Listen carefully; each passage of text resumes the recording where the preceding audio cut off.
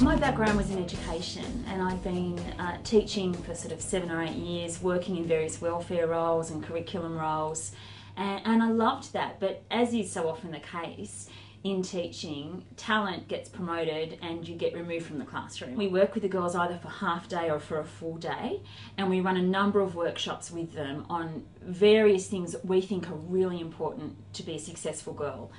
We look at things like image, the media's portrayal of women, how to manage friendships, how to be business savvy. There's a whole gamut of things that we say are important for young girls to know, and schools will pick from that what they think best suit the needs of their girls. When I had my daughter in particular, I became quite focused on outcomes for women and what the world might be like for her, because I remember when she was born, there was this moment, and I held her up, and I remember looking at her, and the first thing I said to her, great news for her, was, I just don't know how to look after her. And what I actually meant by that was, she's so magnificent. How do I make the world a good place for her? And how do I make sure that she always knows that she is special and she is precious? And I was burnt when I was little. I got 3rd-degree burns on my arm and neck. And that didn't concern me at all when I was small, because I was just too busy getting on with things and being a princess and bossing my sister around.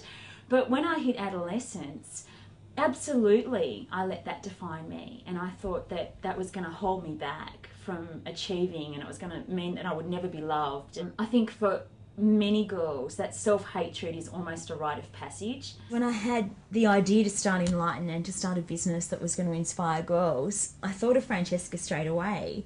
The thing that was most interesting about that is that I didn't know Francesca particularly well. We'd worked together at a school and we were colleagues. We were both in a senior management role. And I had the highest respect for Francesca as a very hard worker and someone who was very professional. And I knew that the students really loved her.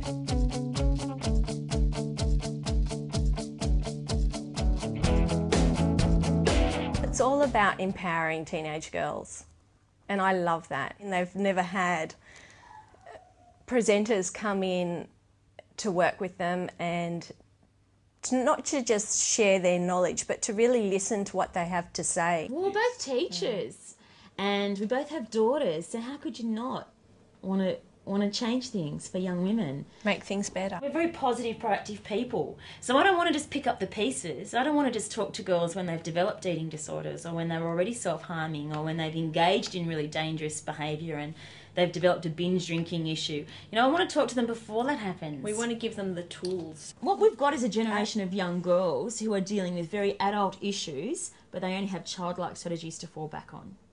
So they need someone to give them a toolbox that they can then go and unpack when they need to know how to make sense of everything. How can a young girl sitting there in maths be taking all that in if she hasn't eaten for a day because she's on a diet? Or if she's just had a devastating fight with her friendship group?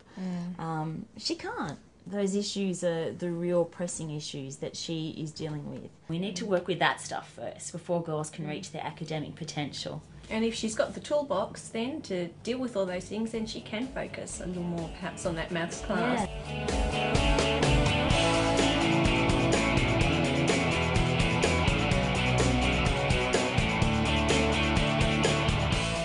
Some of the things we've done in the past are just hilarious because they're just so wrong.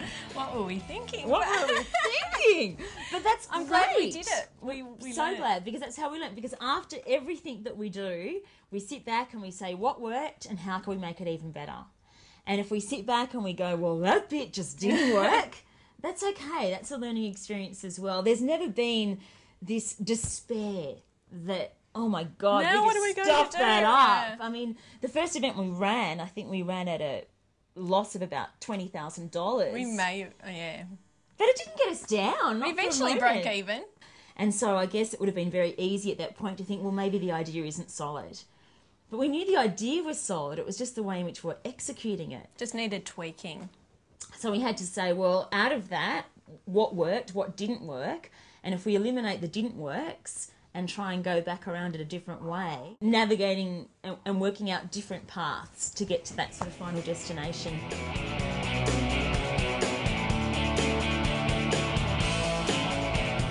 failure isn't a failure forever. It's a failure for that event that was run that particular way.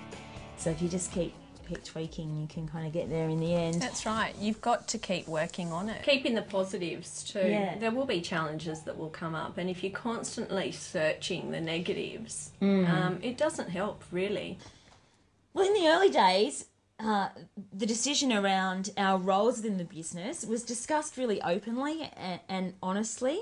And I think Francesca is exceptional at knowing her own strengths and limitations. And similarly, I was really open and honest about saying, you know what, if I do this, it's going to bore me senseless. Yeah. And she'd go, well, that's great, because I'm actually fantastic at that stuff. I love that, those spreadsheets. I love Yeah, them. Get them, detail, bring them this way. Yeah. love them, you know. And I'm like, great, because that's going to do my head in.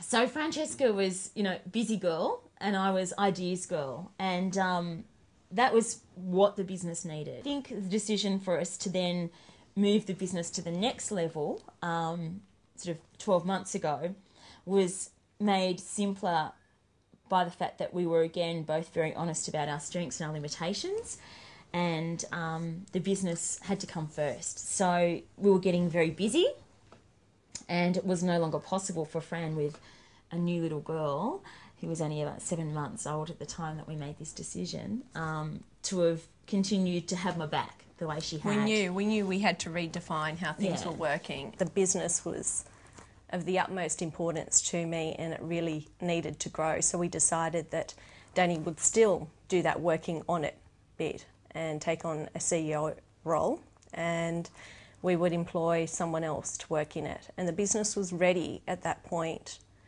to embrace someone else and invite someone else in. We hired Christine, who is my PA, and she's brilliant and gorgeous and organised and all those good qualities.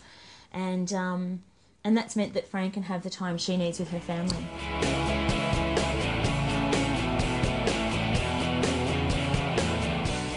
It was hard. It's hard to step back from what you're so comfortable and something you enjoy doing.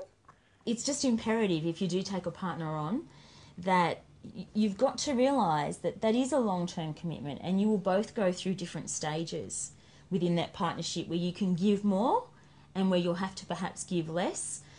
And I think it's incredibly admirable to step up and go, right now I need to give less, rather than not do it well. It is quite emotional, and you will find that at the end of the day, I've had girls come up and really give me a really strong hug and say thank you. They don't say much, but you really feel that you've made a difference.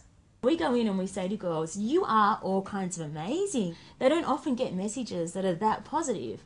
And we get to be silly and playful. So yeah, we love the work.